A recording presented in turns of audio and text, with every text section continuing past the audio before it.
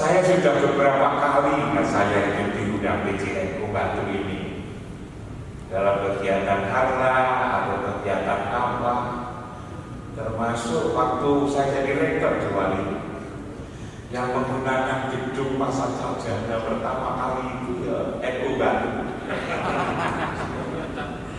Waktu itu kan PJNU datang, apa boleh saya pinjam? Belum bagaimana pinjam? Ini kan milik sampean. Ini yang miliknya NU, milik umat Islam. Karena itu yang dipakai aja, nggak usah bayar. Nggak usah bayar. Waktu itu rasakan bahwa ini adalah milik NU, milik umat Islam yang ada di Batu. Dipakai aja, saya bilang begitu waktu itu.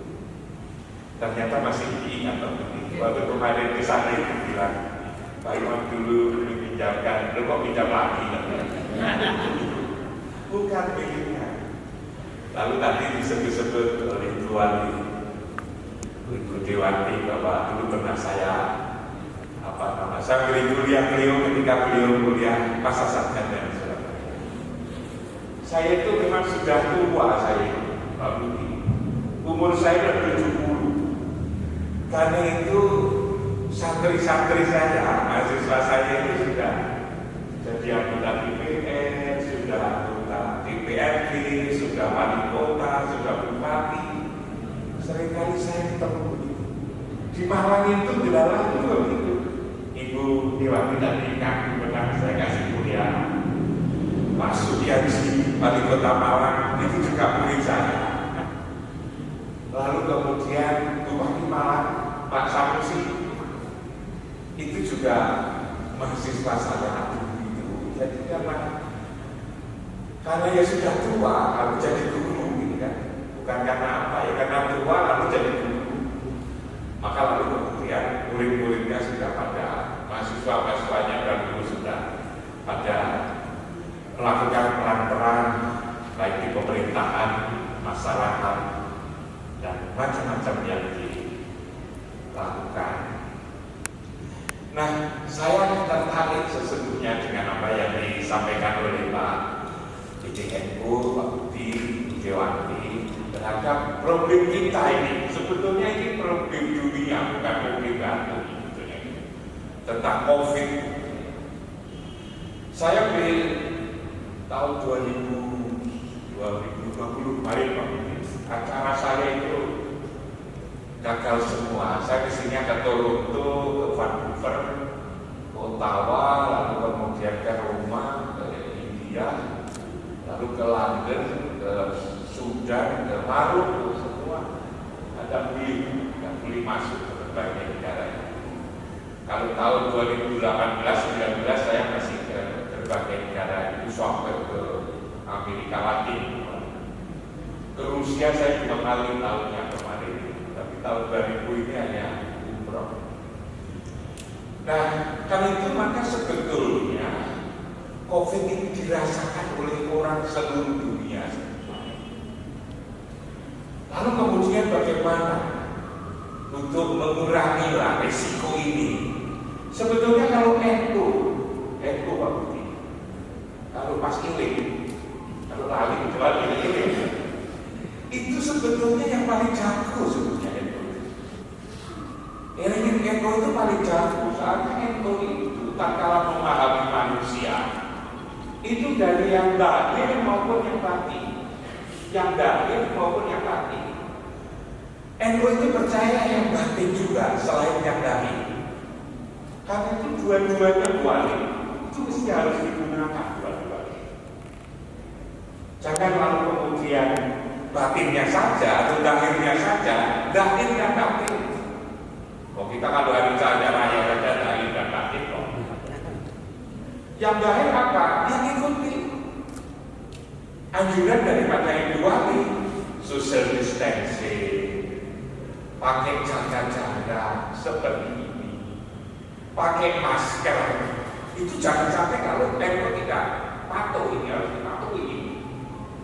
Tapi harus ditambah satu lagi kalau yang batin. Yang batin itu seperti apa? Yang batin ini kalau ada bahaya, ada gunung meletus, kita kan harus menjauh agar tidak kena lahar. Kalau ada banjir, kita harus mencari tempat yang tinggi agar tidak kena banjir, selamat. Kalau ada gempa, kita pas ada di masjid ini harus segera lari keluar agar tidak bergerak atap. Kalau ada hujan, agar kita tidak berkebasahan, kita harus segera masuk rumah. Semua akan selamat.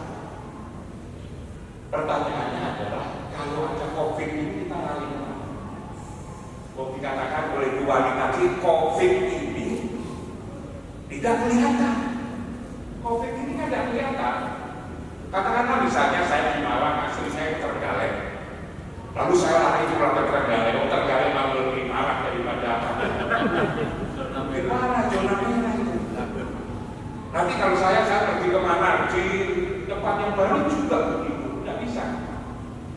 Nah, pertanyaannya adalah, adakah di dunia ini tempat yang aman? Adakah di dunia ini tempat yang aman? Yang itu berita dari Al-Quran atau hadis? Hadis Nabi. Ibu dan bapak-bapak sekalian, Kiai Sepuh, ayah saya di Uruguay, ternyata menunjukkan kepada saya sebetulnya di dunia ini ada tempat yang aman. Tempat yang aman itu di Quran di mana? Di Quran itu mengatakan, inna awwala baiti wudi'a lin-nasi lalladzi ibadata mubarakan wa hudan lil-alam fihi ayatun bayyinatun maqamul Ibrahim wa man dakhalahu kana sesungguhnya rumah yang pertama-tama kali saya nyatakan untuk umat manusia adalah ibadata mubarakan. Itu ada tempat aman, namanya adalah Baitullah. Di situ ada makom Ibrahim. Wa man dakhalahu kana amin. Siapa yang masuk di tempat itu aman. Jadi ada tempat. Di ayat yang lain juga mengatakan, wa ija'alna baita masabata linnasi wa amna. Ingat, aku telah menjadikan rumah tempat pulang pergi, dan di situ itu adalah aman. Aman, namanya adalah Baitullah. Tempat itu namanya Baitullah. Orang juga menyebut itu adalah Baitul Makmur, Baitul Rahman, Baitul Rahim, Baitul Atiq, Baitullah. Siapa yang masuk ke tempat itu aman. Pertanyaannya adalah, bagaimana kita bisa masuk di tempat itu? Mau umroh, mau haji, itu susah kan? Harus bayar mahal, harus antri. Sekarang itu, tapi adalah ruhaniyah, ruhani. Kalau ruhani apa? Ingatan. Ingatan kita itu ada di rumah yang aman. Bahkan begitu pentingnya tempat itu, begitu pentingnya buat tempat itu. Itu sampai semua kitab suci menyebut. Taurat menyebutnya itu Lajatul Alam, Zabur itu menyebutnya itu pusat dunia, Injil itu menyebutnya subuh alam, Al-Quran menyebutnya rumah Allah atau Baitullah. Orang Jawa menyebutnya itu pusering bumi. Pak Budiono mesti tahu itu pusering bumi. Di tempat itu. Nah, secara jasmani tidak bisa, tetapi secara rohani, ingatan kita itu ada di tempat yang mulia itu. Kita mau makan, ingat tempat. Kita mau minum, kita mau pakaian, apalagi ketika kita mau tidur. Ketika mau tidur, kepalanya ada di bantal, di atas bantal, kepalanya ada di atas bantal. Tapi yang punya kepala Yang punya kepala siapa? Ini kan, kepala, tanganku, kakiku, kepala. Ini sebetulnya punya ini. Hati itu yang ada di dalam hati inilah kita. Iya, baiklah. Mohon izin kepada Rasulullah, ya Rasul, izinkan aku tidur di tempat yang mulia ini. Insya Allah itu aman. Insya Allah itu aman. Itulah yang saya katakan jasmani dan ruhani. Sekarang saya berbagi pengalaman. Saya berbagi pengalaman. Saya 5 tahun yang lalu, saya ini kalau tidur 2 hari, kepala saya di bawah yang kanan, 5 menit saya datang. Kenapa? Terasa panas. Saya biarkan saja, tak pikir ini adalah vertigo atau apa begitu kan di kepala. Tapi suatu saat memuncak, panas. Akhirnya saya ngomong-ngomong sama teman saya, dianjurkan saya supaya periksa ke Dokter Daniel di Jakarta. Dokter Daniel itu adalah satu di antara ahli bedah kepala, satu di antara 3 ahli bedah kepala di Indonesia. Prakteknya itu di rumah sakit primer. Kemudian saya datang ke Jakarta. Tatkala saya di Jakarta, lalu kemudian saya telepon dulu Astra, dibentuklah satu tim yang nangani itu. Setelah diperiksa-periksa, ternyata tidak ketemu itu sakit apa.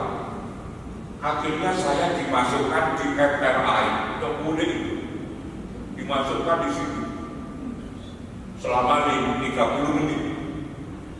Tapi di dalam itu enakan ada musik. Nah, lepas semua jadi dimasukkan di situ sendiri.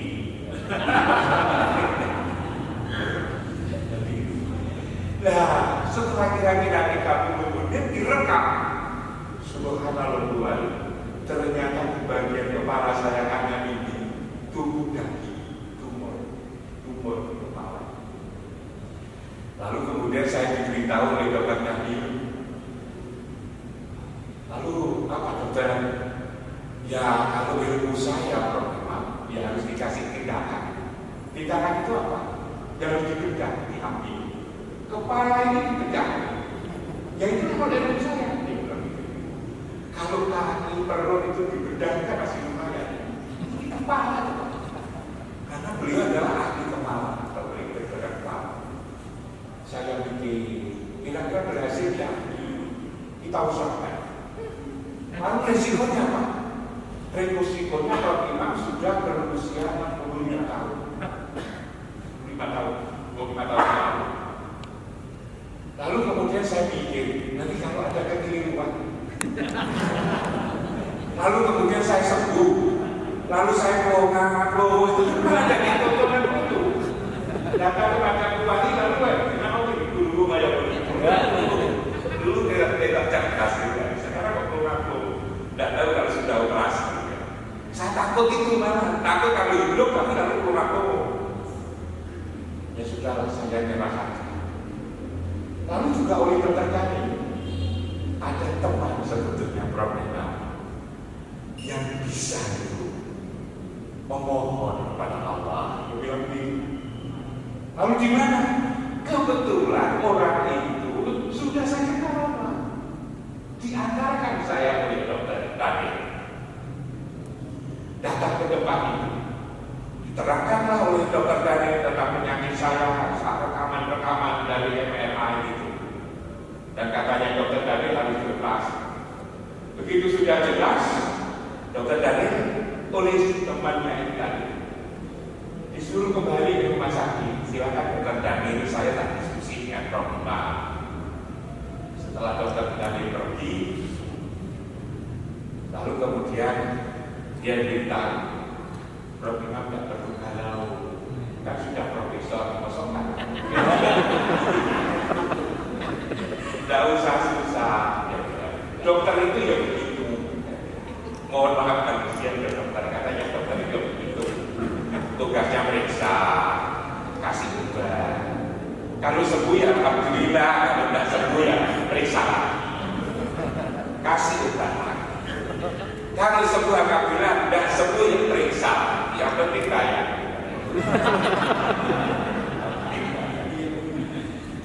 Itulah dokter kan tidak perlu. Lalu gimana? Ayo kita sowan kepada Rasulullah. Diajak sowan kepada Rasulullah. Saya bilang, diajak sowan pada Rasulullah.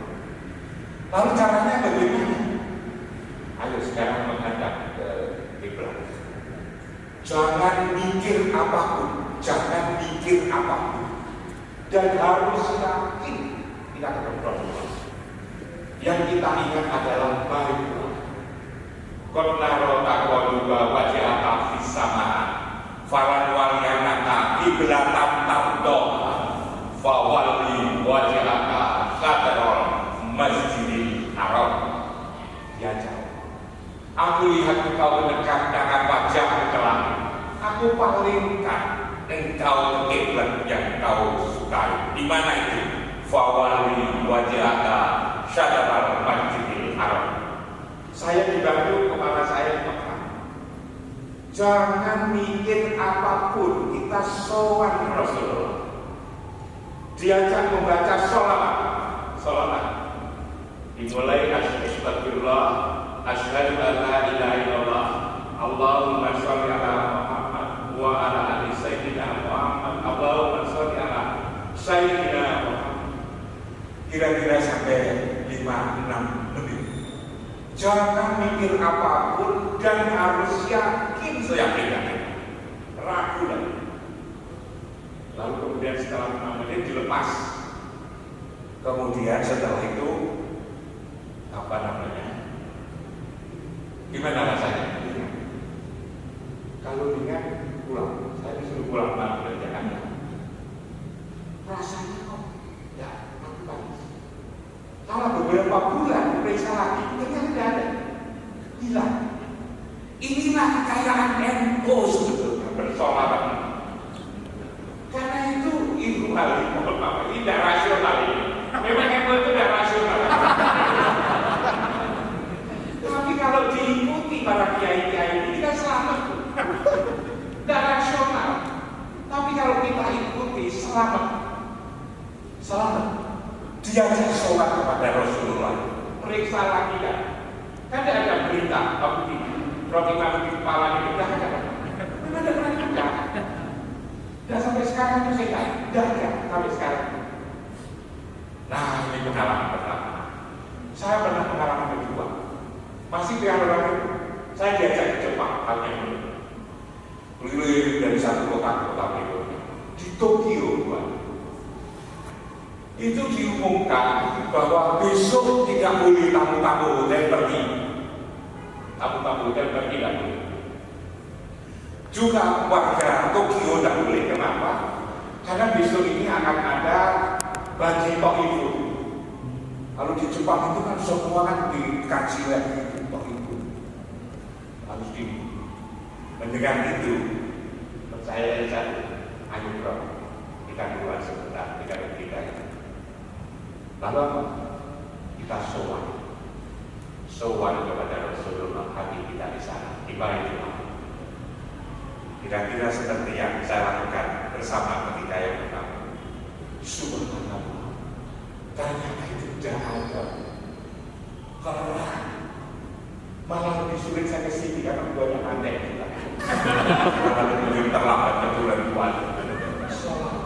Ternyata memang luar biasa. Tapi modalnya kita harus yakin, seyakin-yakinnya. Allahumma sholli. Dan ini sebetulnya adalah kegiatan daripada perilaku NU itu ya.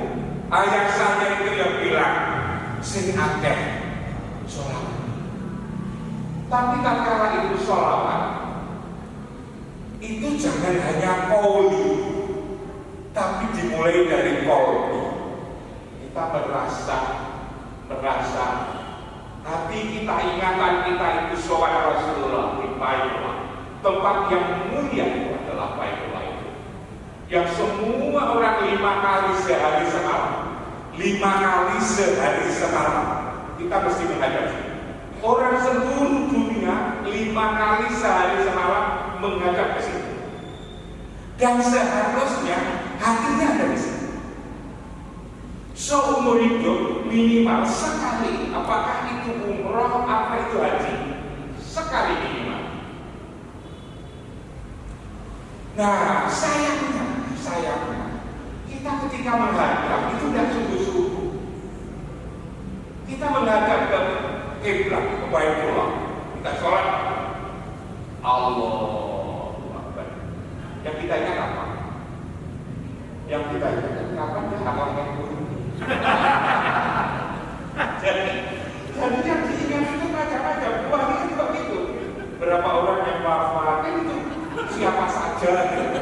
Padahal waktu sholat gitu. Waktu sholat itu kira-kira 5 menit, coba digerakkan hati kita merasa sobat Rasulullah. Nanti akan damai. Hati menjadi damai. Walaupun rumput itu, rumput sangat rumput. Nanti kalau itu merasa berada di situ, itu damai. Apa aja informasi? Wa nazza'na ma fi sudurihim. Aku cabut apa yang ada di dalam dada. Min hiling, iri, dengki, takabur, sombong, tamak, itu dicabut. Di mana menyambutnya? Tajam diminta dialakan di tempat yang di bawahnya itu mengalir sungai. Zam-zam di situ. Karena itulah kalau kita selalu sholat di waktu hati kita ada di situ, maka inna sholatan tanpa dipasa bermudah. Itu karena penyakit yang ada di dalam hati fiqhu bihim marokun dicabut. Nah ini, karena itu saya bukan ini hal baru, ini hal lama. Hanya dia kadang-kadang kita sudah lama jadi NU, karena lama jadi NU itu alali. Umpama kita itu baru jadi NU, alali. Dia kan sudah lama jadi NU itu lalu jadi lali. Makanya itu harus langsung ini harus diingatkan ilmu yang dimiliki oleh NU. Satu, jadi mencegahnya itu adalah zahir dan batin dan lahir. NU tidak perlu diajari karena itu sudah pekerjaannya orang NU. Hanya itu tadi karena sudah begitu lama jadi NU, akibatnya lalu lali. Nah satu, yang kedua saja Bu Hari. Tadi malam itu saya diskusi sama Kiai Hasan. Mana itu pakai Zoom, mana itu Zam Gotor, ya Hasan Gotor, sama Pak Di, sama Siti Suro, lalu kemudian beberapa pimpinan-pimpinan pesantren, para kiai-kiai, tokoh-tokoh organisasi, kira-kira ada belasan orang tadi malam dari jam 9 sampai jam setengah 12. Mereka ini ternyata bingung menghadapi kehidupan ini, dianggap tidak menentu. Orang semakin gelisah katanya. Orang semakin gelisah. Bukan saja lalu kemudian susah dan tidak ekonomi ya, bukan. Lalu kemudian di tengah-tengah susah kayak gini, ternyata generasi kita semakin tidak terurus. Katanya Pak Budion tadi kan apa namanya? Dengan daring itu kan menjadi nakal kan gitu kan? Dah tuntas. Dan gejala ini menyeluruh ternyata, mulai dari Aceh sampai Papua. Lalu kemudian kurang mengusulkan pikirannya ini harus begini, harus begitu. Saya kebetulan disuruh bicara nomor 2 sebelum terakhir Kiai Hasan.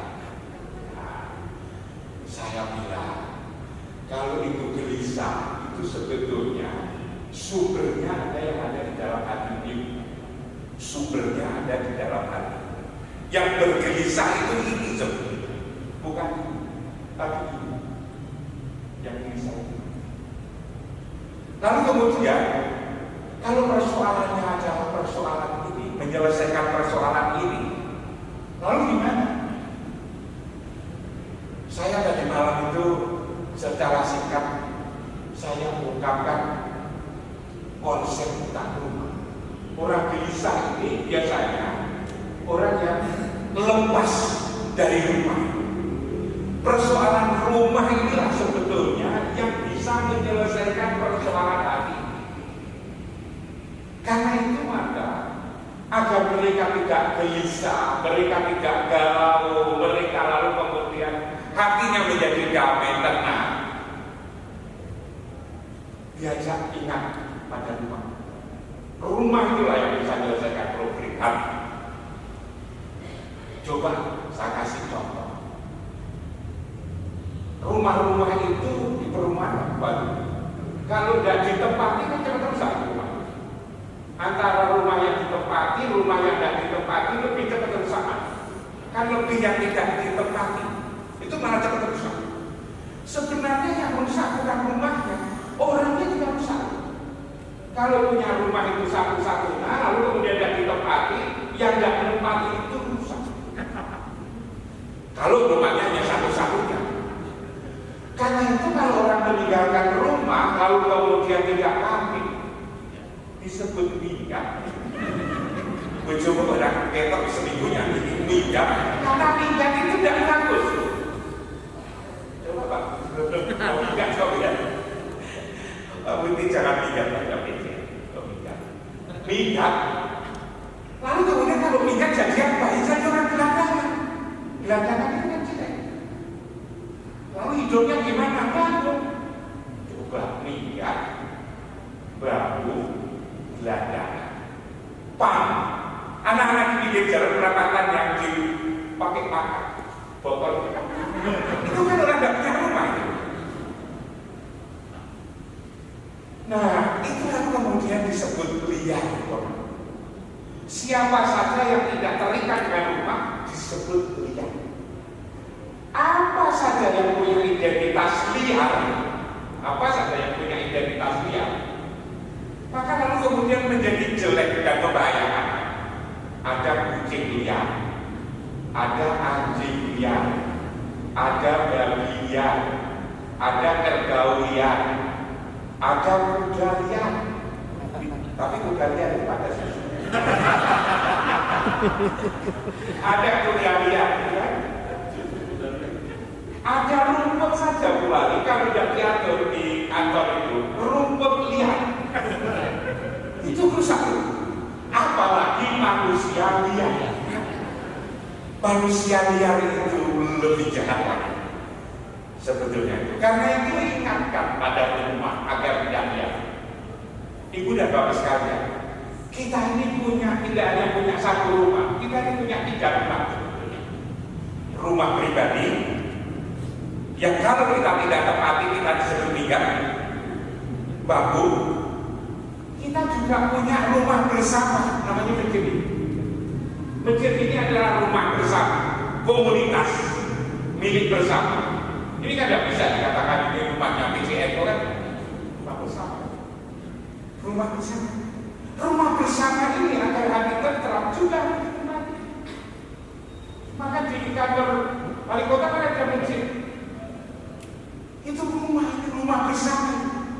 Lalu kemudian juga punya rumah untuk seluruh umat manusia. Sebelum Nabi Adam itu ada konsep rumah disiapkan oleh Allah, rumah untuk seluruh umat manusia yang tadi saya katakan Al-Quran, inna awala baiti wudi'an nasi lalladzi dibakata mubarakan hudan lil alamin. Ini rumah bersama. Maka agar kita itu damai, rumah pribadi, rumah komunitas, rumah bersama harus kita tempati. Nempati rumah pribadi gampang, tidak perlu dijelaskan. Rumah ini mudah. Waktu ada kita mesti datang ke sini. Lalu kemudian rumah untuk seluruh umat manusia, caranya bagaimana? 5 waktu kita datangi. Tatkala kita sholat tadi saya katakan, kita menghadap ke rumah itu. Hati kita ini merasa berada di rumah ini. Mungkin yang saya katakan tadi, ketika kita sholat sudah menghadap ke tempat itu. Tapi aku yang sholat seringkali ajaran para kiai sepuh. Kiai sepuh dulu selalu itu ngajarin saya, sebetulnya kamu itu siapa? Dia sebetulnya ingin nuntut saya, kamu yang sebenar-benar kamu itu siapa? Untuk melihat seperti itu, dia nanyakan, itu tangan siapa? Tanganku. Itu kaki siapa? Kakiku. Itu telinga siapa? Telingaku. Itu mulut siapa? Mulutku. Itu mata siapa? Mataku. Kepala siapa? Kepalaku. Tubuh siapa? Tubuhku. Aku yang punya kepala, aku yang punya tangan, aku yang punya kaki, aku yang punya perut. Seringkali terlupakan. Padahal sebetulnya tangan, kaki, macam-macam itu hanya adalah alatnya aku. Otak itu adalah otakku. Yang memikir, yang benar itu adalah aku, menggunakan alat namanya telinga. Yang melihat itu sebetulnya mata. Yang melihat sebetulnya aku, kami menggunakan alat namanya mata.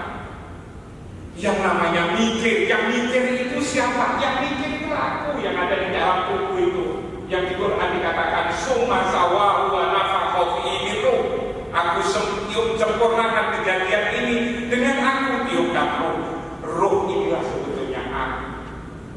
Nah ini ibu wali saya seringkali saya ingatkan teman-teman guru, kenapa anak-anak jadi kadang-kadang nakal. Jangan-jangan yang dididik di luar saja. Yang dididik bukan akunya, tapi yang dididik otak. Padahal otaknya itu adalah alatnya aku. Aku inilah sesungguhnya yang harus dididik. Pendidikan itu adalah di masjid ini. Pendidikan itu adalah di tempat yang mulia itu sebetulnya. Dan kalau itu dididik, maka lalu saya ingatkan teman-teman guru itu, oh kalau dididik ini pendidikan karakter kembali, barangkali kembali nanti bisa ini. Tapi kalau saya ungkapkan itu kadang-kadang guru-guru itu gelo, karena merasa hasilnya kurang diakui. Tapi kalau tidak saya ingatkan, karena saya sepuh umurnya 70 tahun, kan salah saya. Saya tanya, pendidikan kita ini berhasil ya? Oh berhasil. Maksudnya pendidikan kan urusan berhasil. Kalau berhasil seharusnya yang paling hatinya bagus, karakternya bagus itu kan S3 seperti saya. Yang paling jujur itu kan S3. Yang paling sabar itu kan S3. Yang paling ikhlas itu kan S3. Yang paling istiqomah itu kan S3. Tapi ternyata kan tidak itu Pak, kalau kita renungkan. Bapak-bapak guru itu saya tanya, anak TK sama anak SD itu nakal mana? Katanya kok nakal SD.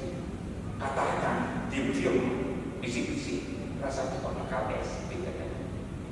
Lebih enak ngurus sama TK daripada anak SD. Dibanding SMP lebih banyak. Dibanding SMA lebih banyak. S1, iya ya S1 kok gitu ya. Jadi ternyata itu makin rumit. Mungkin yang dididik itu pendidikan masjid, pendidikan Paikulan ini yang kurang. Karena itulah kalau ujian nasional itu biasanya buat kita. Soal itu kan jadi dipercayakan pada kepala sekolah, kan diberikan kantor polisi. Itu buku-buku, HP-HP kan tidak boleh dibawa masuk, harusnya akan di luar. Kursinya juga lebar-lebar, bukan? Apa namanya? Jauh-jauh jalan. Yang ngawasi tidak cukup satu, tapi 2 atau 3. Lalu untuk apa kok kayak begitu lagi ya?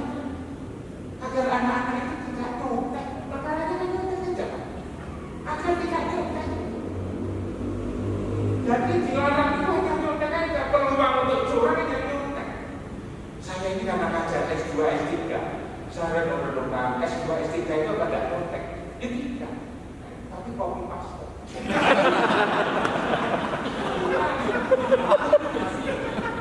Tapi kembali bersusah. Jadi saya hanya ingin menunjukkan ini loh sebetulnya yang harus diperbaiki ini. Lalu lewat apa?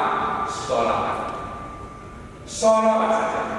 Hati ini ketika sambung kepada Rasulullah, innallaha wa malaikatahu yusholluna 'alan nabi ya ayyuhalladzina amanu shollu 'alaihi wa sallimu taslima. Ini sambungkan ini dengan hati Rasulullah. Kalau kita itu ingin kaya, kumpulkan dengan orang kaya, anak kita mesti kaya. Kalau kepingin anak kita itu jadi pelaut hebat, jagoan di dapat, injak aja kepada pelautan, aja pelaut. Ingin jadi pedagang, kumpulkan dengan para pedagang. Kalau ingin jadi seniman, kumpulkan dengan para seniman. Tapi kalau anak-anak kita itu ingin akhlaknya bagus, maka satu caranya, kumpulkanlah dengan orang yang berakhlak. Siapa yang paling punya akhlak ini? Rasulullah. Caranya gimana? Caranya adalah sholat. HP saya ini aja, kalau saya sambungkan dengan Pak Budi, suaranya di sini suara Pak Budi. Tapi kalau HP saya sambungkan dengan orang yang pekerjaan sehari-hari Magelang, ini HP saya ini walaupun miliknya profesor, bunyinya juga bunyi Magelang. Kalau HP saya ini saya sambungkan dengan orang-orang politik, ngomongnya sehari-hari juga politik, maka sambungkanlah ini. Nah, ini kan hasil karya manusia. Hasil karya manusia aja bisa kayak begitu mempengaruhi, apalagi karya Allah. Hati ini karya Allah, maka hati kita ini disambungkan dengan Rasulullah di Baitullah. Maka insya Allah anak kita ini akan jadi bagus.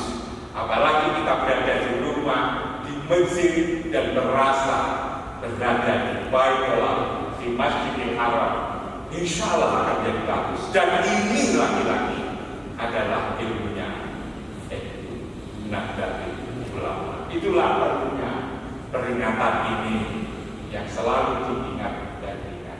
Dua hal ini aja lah yang saya sampaikan pada kesempatan ini. Mohon maaf agar tidak lupa. Satu adalah COVID ini adalah jasmani dan ruhani. Ruhaninya itu kalau mau tidur, udah pakai biaya, kada pakai ada-ada.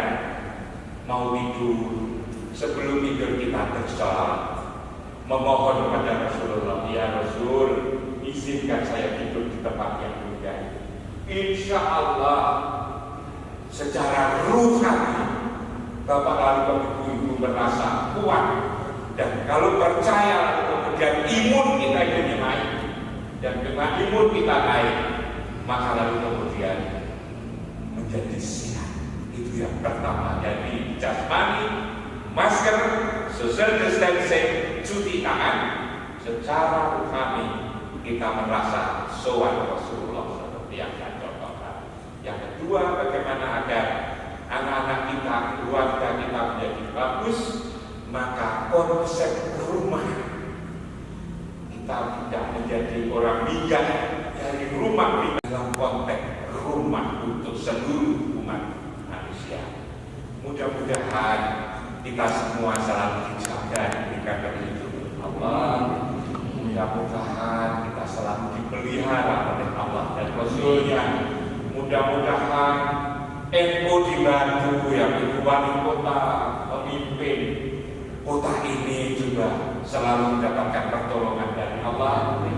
Dan yang paling penting, mudah-mudahan ibu wali kota dan seluruh keluarga, seluruh masyarakat Batu ini, NU yang sekarang latihanlah. Semoga ya Allah, ya Rabb, Engkau kasih dan sayang dengan kasih sayang yang sempurna. Insya Allah kita selamat di dunia dan di akhirat. Assalamualaikum warahmatullahi taala wabarakatuh.